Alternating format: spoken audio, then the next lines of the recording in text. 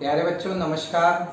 मैं डॉक्टर संजय शर्मा, प्रधानाचार्य Shri KSD inter college Mahavan Mathura, माध्यमिक शिक्षा विभाग की ऑनलाइन कक्षा 11 की संस्कृत विषय की कक्षा में आप सभी का स्वागत करता हूं। बच्चों, आज हम इस कक्षा में कक्षा 11 में संस्कृत विषय में निर्धारित पद्य खंड के अंतर्गत रघुवंश महाकाव्य के द्वितीय सर्ग का अध्ययन करेंगे। इससे पूर्व की 2 कक्षाओं में हमने रघुवंश महाकाव्य के द्वितीय सर्ग के कुछ श्लोकों का अध्ययन किया।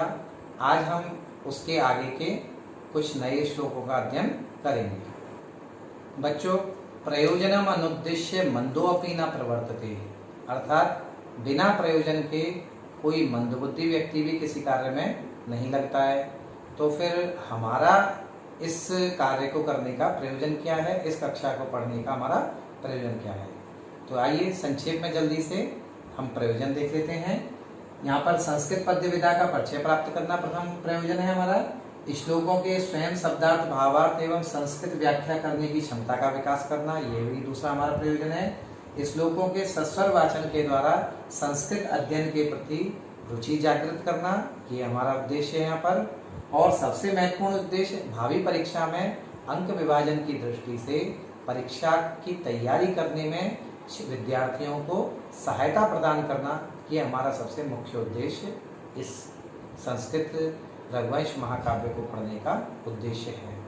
बच्चों, अध्ययन प्रारंभ करने से पूर्व हमने जो पढ़ा है एक बार उसका पुनरावलोकन कर लेते हैं। जो हमने कथा पढ़ी है उस कथा को समझ लेते हैं एक बार पुनः।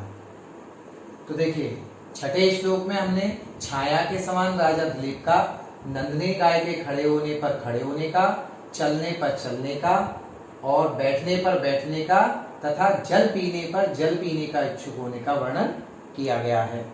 7वें श्लोक में हमने पढ़ा कि वन में राजा दिलीप का छत्र, चांवर आदि राज चिन्हों का त्याग करने पर भी अपने तेज के कारण राजश्री को धारण किया हुआ था, ये वर्णन हमने पढ़ा। 8वें श्लोक में हमने पढ़ा राजा दिलीप के द्वारा धनुष धारण करके नंदिनी गाय की रक्षा के बहाने से मानव दुष्ट जीवों को शिक्षा देने का काम किया गया था, ये हमने पढ़ा। श्लोक संख्या 9 में वन के वृक्षों के द्वारा उन्मत्त पक्षियों के माध्यम से राजा दिलीप की जयकार किए जाने का वर्णन 9वें श्लोक में था। 10वें श्लोक में वन की लताओं ने पुष्प वर्षा करके राजा दिलीप के ऊपर नगर वासियों की कन्याओं के समान मानो धान के लाभों की वर्षा की हो, ये वर्णन हमने पढ़ा था। 11वें श्लोक में हिरणियों के द्वारा निर्भीक भाव से राजा को देखने का वर्णन किया गया था। 12वें श्लोक में बच्चों वन की देवियों के द्वारा राजा के यशोगान किए जाने का वर्णन हमने पढ़ा था। अब इसके आगे का वर्णन 13, 14 और 15 आज की कक्षा में ये 3 श्लोकों का अध्ययन हम करेंगे। तो आइए करते हैं 13, 14, 15 इन 3 श्लोकों का अध्ययन। तो आइए अध्ययन प्रारंभ करते हैं। अब 13वां श्लोक पढ़ेंगे हम। इस श्लोक में पवन के द्वारा राजा दिलीप की सेवा किए जाने का बहुत ही अच्छा चित्रण किया गया है। देखिए किस प्रकार से है। पहले इसका वाचन करेंगे, मेरे साथ आप भी सस्वर वाचन करें। प्रतस्तु सारै गिरिनिर्झराणां मनोकहाकम्पित पुष्पगन्धि तमातपक्लान्त मनात पत्र माचारपूतं पवनः शिशेवे। बहुत ही अच्छा चित्रण किया गया है यहाँ पर। देखिए कैसे गिरि निर्झराणाम, गिरि निर्झराणाम क्या अर्थ है यहाँ पे? पर्वत के जो झरने हैं उन झरनों के द्वारा, है ना। तुषारी, पर्वत के जो झरने हैं उन झरनों की, तुषारी माने जल बिंदुओं के द्वारा, और प्रत्यह माने भिगोए गए, गीले किए गए। अनोकहा कंपित पुष्प गंधी, अनोकहा, अनोकहा यहाँ पर वृक्षों के लिए प्रयोग हुआ है। वृक्षों के द्वारा कुछ हिलाए गए पुष्पों की गंध वाले। किसने? पवनः, ऐसे वायु ने अनाथ पत्र, अनाथ पत्रम का अर्थ है यहाँ पर छत्र रहित। जिस राजा के पास यहाँ पर वन में छत्र नहीं है तो अनाथ पत्रम आतप क्लांतम, आतप क्लांतम माने सूर्य की गर्मी से परेशान, और आचार पूतम, जो कि राजा सदाचार से पवित्र है, ऐसे उस राजा की तम शिशेवे, उस राजा की शिशेवे माने सेवा की। पवन ने उस राजा की सेवा यहाँ पर की, ये कवि का कहने का यहाँ पर भाव है। बच्चों, अब इस श्लोक की सरल शब्दावली में संस्कृत व्याख्या किस प्रकार से करेंगे ये देखते हैं। तो देखिए, सरल शब्दों में हम इसको इस प्रकार से व्यक्त करेंगे। वने शीतलः वायुः अपि राज्ञः दिलीपस्य सेवाम् अकरोत्। यह वायुः पर्वतीय जल प्रवाहाणां लघुतमै जलकणै सम्मिलितः आसीत्। वृक्षाणां सुगन्धितै पुष्पै वायुरपि सुगन्धयुक्तो जातः। राजापि छत्ररहितः सूर्यघर्म पीडितः क्लान्तः आसीत्। अतः गोसेवारतं सदाचारेण पवित्रं राजानं पवनः सेवित्वा सार्थको अभवत्। बच्चों, अब इस श्लोक पर व्याकरणात्मक टिप्पणी किस प्रकार से बनेगी देखिए। सबसे पहला शब्द हमने लिया है गिरि निर्झराणाम, तो ये गिरि निर्झराणाम शब्द कैसे बनेगा? गिरीषु निर्झरा, गिरि निर्झरा, सप्तमी तत्पुरुष समास यहाँ पे बना, और तेषाम, उसमें षष्ठी विभक्ति बहुवचन में गिरि निर्झराणाम ये शब्द बनेगा। प्रत्यह शब्द कैसे बना है? यहाँ पृच्छ धातु है और उसमें कत प्रत्यय लगा है, और फिर प्रथमा व्यक्ति एक वचन में प्रत्यह ये शब्द निष्पन्न होता है।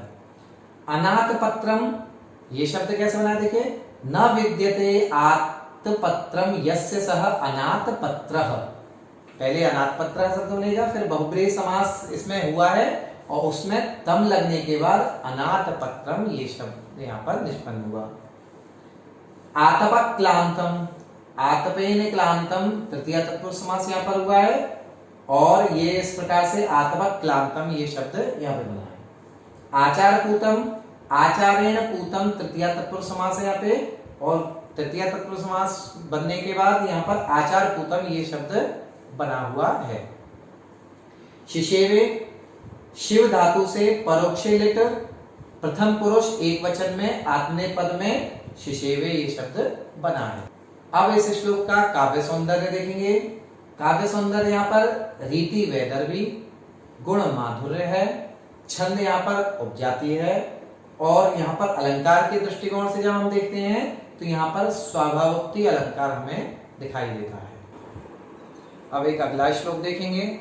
इस श्लोक में बहुत ही अच्छा चित्रण किया गया है कि राजा के उस वन में जाने पर क्या प्रभाव पड़ा है। देखिए, पहले इसका सस्वर वाचन करेंगे।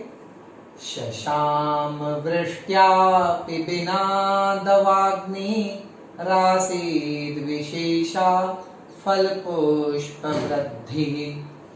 ऊनम न सत्वेषु अधिको बबाधे तस्मिन् वनम गोप्तरिगाहमाने। देखिए, तस्मिन् गोप्तरी वनम गाहमाने, उस राजा दिलीप, रक्षक, गोप्तरी का अर्थ है यहाँ पे रक्षक, उस रक्षक राजा दिलीप के वनम गाहमाने, वन में प्रवेश करने पर क्या क्या प्रभाव पड़े हैं देखिए। दवाग्नि, दवाग्नि होती है वन की जो आग होती है उसको दावाग्नि बोलते हैं। तो दवाग्नि जो वन की आग है वो बहुत भयंकर होती है, लेकिन राजा दिलीप के वन में प्रवेश करने पर दवाग्नि, जो दवाग्नि वर्षा से केवल बुझ सकती है और किसी से उसका संभव नहीं है उसको बुझाना, लेकिन यहाँ पर राजा दिलीप के वन में प्रवेश करने पर दवाग्नि जो जंगल की आग है वो वृष्ट्या बिना अपि, वृष्ट्या बिना अपि माने बरसात के बिना भी क्या हुआ है, शशांक माने शांत हो गई है। फल पुष्प वृद्धि विशेषा आसीत, जंगल में फल और पुष्पों की अधिकता होने लगी है, माने उनकी उत्पत्ति अधिक होने लगी राजा के वहां पहुंचने पर। और सत्वेषु, सत्वेषु अधिको, सत्वेषु अधिको यहाँ यण संधि है, सत्वेषु अधिको, तो सत्वेषु अधिको माने जो बलशाली था, जंतुओं में जो बलशाली था, अधिको का मतलब बलशाली, यहाँ पे जंतुओं में जो बलशाली था उसने ऊनम, ऊनम का अर्थ होता है कमजोर, उसने कमजोर को न बवादे, उसने कमजोर को सताना छोड़ दिया, यानी जो बलशाली था वो कमजोर को सता नहीं रहा था राजा दिलीप के वन में पहुंचने पर।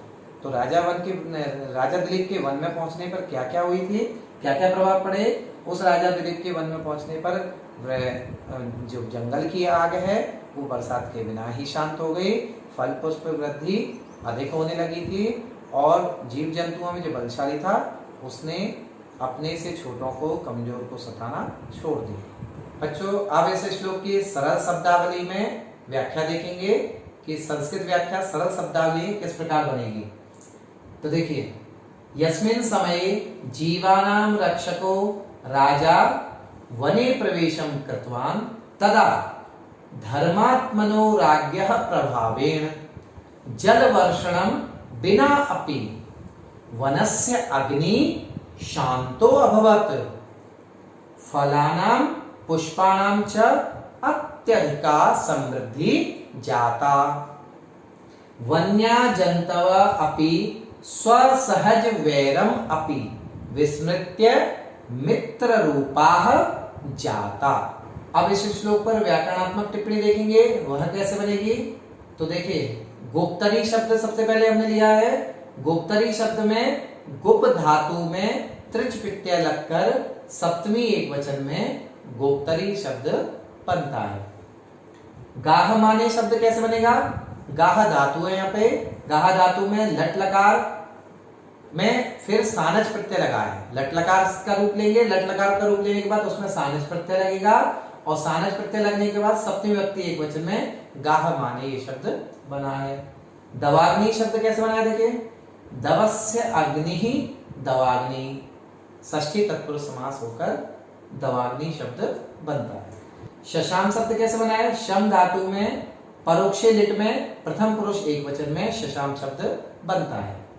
फल पुष्प वृद्धि, फल पुष्पाणाम वृद्धि, षष्ठी तत्पुरुष समास होकर फल पुष्प वृद्धि ये शब्द बना है। सत्वेषु अधिकः, ये शब्द देखिए इसमें क्या संधि है, देखिए सत्वेषु अधिकः, यहाँ पर सत्वेषु के श में उ की मात्रा है और यहाँ पर अधिकः में आरंभ में अ है, तो उ के आगे असमान स्वर आ रहा है। यण संधि का नियम यह है कि ई उ री या री, ह्रस्व या दीर्घ हो, ई उ री री, इनके आगे अगर कोई असमान स्वर आता है तो यण संधि हुआ करती है। तो यहाँ पर उ के आगे असमान स्वर आ रहा है, इस कारण से यहाँ पर उ को व हो गया है, देखिए व हो गया है, तो यहाँ पर यण संधि के कारण ये व हुआ है और सत्वेषु अधिकः ये शब्द निष्पन्न हुआ है। बबाधे शब्द कैसे बनता है, बंध धातु है, परोक्षे लिट में प्रथम पुरुष एकवचन और आत्मनेपद में बबाधे शब्द बनता है। अब इस श्लोक का काव्य सौंदर्य देखिए, रीति यहाँ पर वैदर्भी, गुण माधुर्य, छंद उपजाति, अलंकार के दृष्टिकोण से जब हम इस पर चर्चा करते हैं तो इसमें वर्षा के बिना भी अग्नि के बुझने का वर्णन होने से विभावना अलंकार यहाँ पर दृष्टिगोचर होता है। अब एक दूसरा उदाहरण देखेंगे। इस श्लोक में राजा दिलीप के गौ की सेवा किए जाने पर उस गाय के अपने घर लौटने का बहुत ही सुंदर चित्रण महाकवि कालिदास के द्वारा किया गया है। तो आइए पहले सबसे प्रथम इसका सस्वर वाचन करते हैं। मेरे साथ आप लोग भी मिलकर सस्वर वाचन करेंगे। तो देखिए, संचार पूतानि दिगंतराणि कृत्वा दिनान्ते निलयाय गन्तुं प्रचक्रमे पल्लवराग ताम्रा प्रभा पतंगस्य मुनेश्च धेनुः।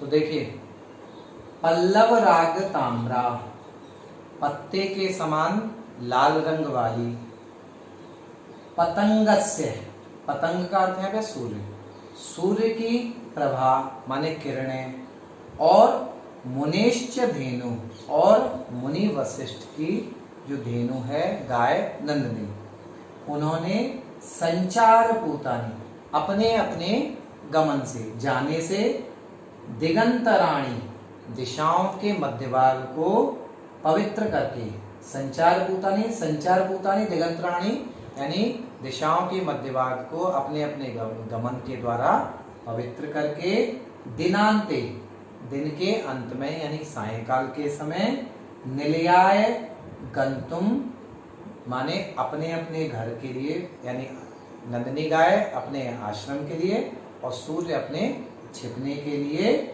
गंतुम प्रचक्रमे यानी जाने के लिए वो उद्यत हो गए हैं, तैयार हो गए हैं।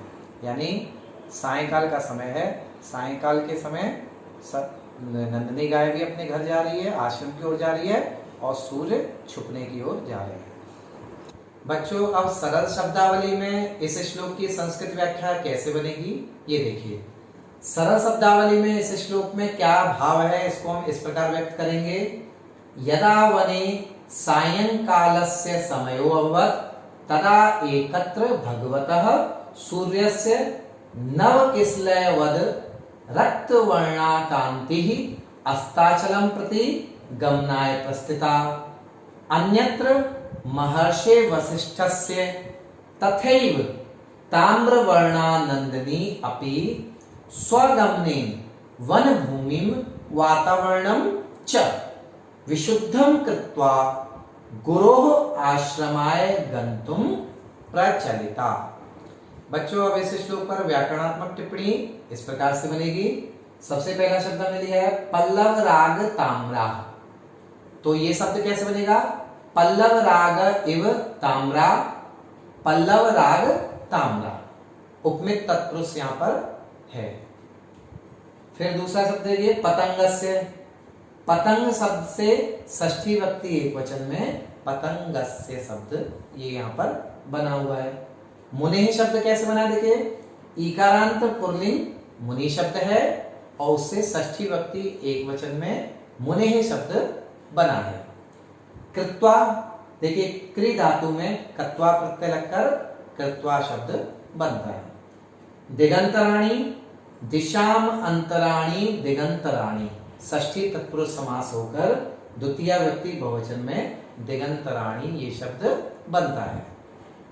संचार पूतानी, संचारेण पूतानी, संचार पूतानी तृतीय तत्पुरुष समास बना और फिर उसमें द्वितीय व्यक्ति बहुवचन में संचार पूतानी ये शब्द निष्पन्न होता है। दिनांते, दिनस्यांतः दिनांतः षष्ठी तत्पुरुष सीधा सीधा है और तस्मिन उसमें सप्तमी व्यक्ति लगकर दिनांते शब्द बनता है। निलयाय, निलय शब्द पुल्लिंग है ये, तो पुल्लिंग निलय शब्द में चतुर्थी व्यक्ति एकवचन में निलयाय शब्द बना है। प्रचक्रमे, प्र उपसर्ग है यहाँ पर, क्रम धातु है, परोक्षे लिट होने के पश्चात प्रथम पुरुष एकवचन में प्रचक्रमे और आत्मनेपद में प्रचक्रमे ये शब्द बनता है। अब इस श्लोक का काव्य सौंदर्य देखिए। रीति यहाँ पर वैदर्भी है, गुण माधुर्य है, छंद उपजाति है और अलंकार की दृष्टि से जब हम इस पर दृष्टिपात करते हैं तो इसमें दोनों प्रस्तुत कौन कौन से हैं? धेनु एवं सूर्य रश्मि का एक प्रचक्रमे क्रिया से संबंध होने से तुल्योगिता अलंकार यहाँ पर है। बच्चों, यहाँ इस प्रकरण में उपमा के विषय में भी थोड़ा हम जान लेते हैं। कालिदास के विषय में कहा गया है कि कालिदास की उपमाएं सर्वश्रेष्ठ हैं। उनकी उपमाओं की तुलना किसी से नहीं की जा सकती। वो उपमाओं में सिद्धहस्त थे। तो इसीलिए कालिदास के विषय में कहा गया है उपमा कालिदासस्य धार्वेरर्थगौरवम दंडिनः पदलालित्यम मागे संति त्रयो गुणा। तो यहाँ पर कहा भी गया है कि उपमा कालिदासस्य, यानी कालिदास की उपमा सर्वश्रेष्ठ है। रघुवंश महाकाव्य का ही एक उपमा का एक बहुत अच्छा उदाहरण है, जिसके कारण कालिदास को दीपशिखा की उपाधि प्राप्त हुई थी। वह उदाहरण किस प्रकार से है, देखिए। संचारिणी दीप शिखेव रात्रौ यम यम व्यतीयाय प्रतिम्बरासा नगेन्द्र मार्गट्ट इव प्रपेदे विवर्ण भावम सस्स भूमिपालः। देखिए कितना अच्छा उदाहरण कालिदास ने दिया है। इंदुमती का स्वयंवर चल रहा है। इंदुमती के स्वयंवर में वह इंदुमती वरमाला लेकर जिस राजा के सम्मुख पहुंचती थी, वह राजा उसी प्रकार से प्रसन्न हो उठता, उसी प्रकार से चमक उठता जैसे कि अंधेरी रात में अंधकार में प्रकाश लेकर यदि हम जाते हैं तो प्रकाश जिस भवन पर भी पड़ता है वह भवन जिस प्रकार से चमक उठता है, उसी प्रकार से वह राजा वहां पर जब इंदुमती उनके सम्मुख पहुंचती थी वह प्रसन्नता को प्राप्त होता, वह प्रसन्नता से चमक उठता है। बच्चों, यहाँ प्रकरण के अनुसार मल्लीनाथ जो कि एक महान व्याख्याकार हुए हैं, जिन्होंने कालिदास के रघुवंश की भी बहुत अच्छी व्याख्या की है, उन मल्लीनाथ ने कालिदास के विषय में क्या कहा है ये भी जान लेना यहाँ पर उचित है। उन्होंने कहा है कालिदास गिराम सारम कालिदासः सरस्वती चतुर्मुखो अथवा ब्रह्मा विदुर्नान्येतुमादृशा। अर्थात उन्होंने कहा है कि कालिदास की जो वाणी है उसका सार कालिदास की सरस्वती ही जान सकती है अथवा ब्रह्मा जान सकते हैं। हम जैसे जो तुच्छ लोग हैं, हम जैसे लोग हैं, वो इसको ना, मेरे या अन्य जो लोग हैं वो इसको ना विदु, माने इसको जान नहीं सकते। माने कहने का मतलब ये है कि मल्लीनाथ भी यहाँ पर ये कह रहे हैं कालिदास का जो भाव है उस भाव को समझना हर एक सामान्य इंसान के बस की बात नहीं है। उसको समझने के लिए सहृदय होना पड़ता है और सहृदय होकर ही हम इसके भाव को समझ सकते हैं, आनंद अनुभूति कर सकते हैं।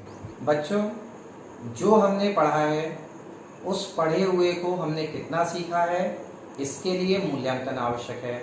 और मूल्यांकन के लिए यहाँ पर गृह कार्य के रूप में मैं कुछ प्रश्न आपको दे रहा हूँ। इन प्रश्नों के उत्तर आप पूरी ईमानदारी के साथ स्वयं दें, तो उससे आपको पता चलेगा कि आपने कितना सीखा है और वास्तव में जो हमारा उद्देश्य है आपको पढ़ाने का वो तभी सफल हो पाएगा जब आप पूर्ण रूप से सीख पाएंगे। तो देखिए इन प्रश्नों के उत्तर आप स्वयं दें। उचित विकल्प जो हो उसको चुनकर लिखेंगे। पवनः कीदृशम आतप क्लांतम आचारपूतम तम शिशेवे। अर्थात पवन ने किस प्रकार से धूप से परेशान और आचार से पवित्र किसकी सेवा की। 4 विकल्प हैं, हस्तपादम, पत्रम, पुस्तकम और अनाथ पत्रम। जो सही विकल्प हो उसको लिखेंगे। दूसरा प्रश्न देखिए, तस्मिन् गोप्तरी वनम गाहमाने किम वृष्ट्या बिनापि शशाम। यानी उस रक्षक के वन में प्रवेश करने पर क्या बिना वर्षा के शांत हो गया था। तो क्या इसमें 4 उत्तर हैं, दावाग्नि, पवनः, अग्नि, वायु। जो सही विकल्प हो उसको आप लिखेंगे। तीसरा प्रश्न देखिए, संचार पूतानी कानी। अर्थात अपने गमन से पवित्र करने वाले क्या थे। पुस्तकानी, फलानी, दिगंतराणी अथवा ग्रहाणी। इनमें से 4 विकल्पों में से जो सही हो उसको आप लिखेंगे। आगे देखिए, मनोकहा कंपित, खाली स्थान है, फिर गंधी। इसमें 4 विकल्प दिए हैं। पहला है पुष्प, दूसरा है पत्र, तीसरा है पुस्तक और चौथा है फल। इसमें से चारों विकल्पों में से जो सही विकल्प हो उस सही विकल्प को आप खाली स्थान में लिखेंगे। आगे देखिए, सत्वेशाधिको कम ना बबाधे। इसमें भी चार विकल्प हैं। पहला दुष्टम, दूसरा दानवम, तीसरा मानवम, चौथा ऊनम। इनमें से जो सही हो उसको लिखेंगे आप। अगला इस प्रश्न देखिए, छठवां, पतंगस्य प्रभा मुनेश्च धेनुः कुत्र गंतुम प्रचक्रमे। यहां पर भी चार विकल्प हैं। निलयाय, फलाय, वृक्षाय, धवनाय। इन चार विकल्पों में से जो सही हो उसको लिखें। आगे देखिए, सातवां प्रश्न, आसीद विशेषा, खाली स्थान है, और उसके पश्चात वृद्धि। यहां पर चार विकल्पों में से पहला जंतु, दूसरा फल पुष्प, तीसरा वृक्ष और चौथा भवन। इन चार विकल्पों में से जो सही हो यहाँ पर भी आप सही विकल्प को लिखेंगे। बच्चों, विद्या के लिए अभ्यास बहुत आवश्यक है। अगर आप अभ्यास नहीं करेंगे तो वो विद्या कभी सफल नहीं हो पाएगी। कहा भी गया है, अनभ्यासे विषम विद्या। अभ्यास ना करने से विद्या विष के समान हो जाती है। और इसी प्रकार से पुस्तकस्था तो या विद्या परहस्त गतम धनम कार्यकाले समुत्पन्ने न सा विद्या न तद्धनम। अर्थात पुस्तक में स्थित विद्या जब समय, अगर आप उसको अपने दिमाग में नहीं करेंगे या उसको पढ़ेंगे नहीं, उसको आत्मसात नहीं करेंगे तो उस समय पर काम नहीं आएगी। इसलिए बच्चों कहा गया है कि परिश्रम के बिना कुछ भी सफल नहीं होता। परिश्रम करेंगे तो निश्चित रूप से सफलता आपके कदमों को चूमेगी। और कोई चीज़ अगर समझ नहीं आ रही, आप उसको 10 बार पढ़िए, 20 बार पढ़िए, निश्चित रूप से आपके समझ आएगी। कहा गया है कि करत करत अभ्यास के जड़मत होत सुजान रसरी आवत जावते सिल पर पड़त निशान। जब देखिए कुएं में रस्सी बार बार ऊपर नीचे पानी लेने के लिए आती जाती रहती है तो उस कुएं की जो पत्थर होता है उस पत्थर पे भी निशान बन जाता है। तो हम अगर प्रतिदिन अभ्यास करेंगे, प्रतिदिन अपने पढ़े हुए को बार बार दोहराएंगे तो निश्चित रूप से जानिए कि वह आपके समझ में बहुत अच्छी तरह आ जाएगा और भविष्य में कभी भी आप उससे विस्मित नहीं होंगे। इसलिए आप प्रतिदिन मन लगाकर खूब अभ्यास करिए, खूब मेहनत करिए, क्योंकि आपने पढ़ा भी है कि कालिदास जन्म से महामूर्ख थे, लेकिन उन्होंने अभ्यास करके, तपस्या करके और वो महापंडित बन गए और आज उन्हीं के ग्रंथों को हम पढ़ रहे हैं। उन्हीं का महाकाव्य रघुवंश महाकाव्य हमारे पाठ्यक्रम में है और हम उसको पढ़ रहे हैं। इसलिए बच्चों अपने मन में दृढ़ विश्वास रखिए और अपने मन को पक्का करके जी जान से मेहनत करिए तो आप निश्चित रूप से सफल होंगे। यही हमारी शुभकामना है आपके लिए। इस प्रकार से बच्चों आज का अध्ययन यहीं समाप्त होता है। आज हमने इस कक्षा में श्लोक संख्या 13, 14 और 15 इन 3 श्लोकों को विस्तृत रूप से पढ़ा। इसी के साथ सभी को पुनः नमस्कार।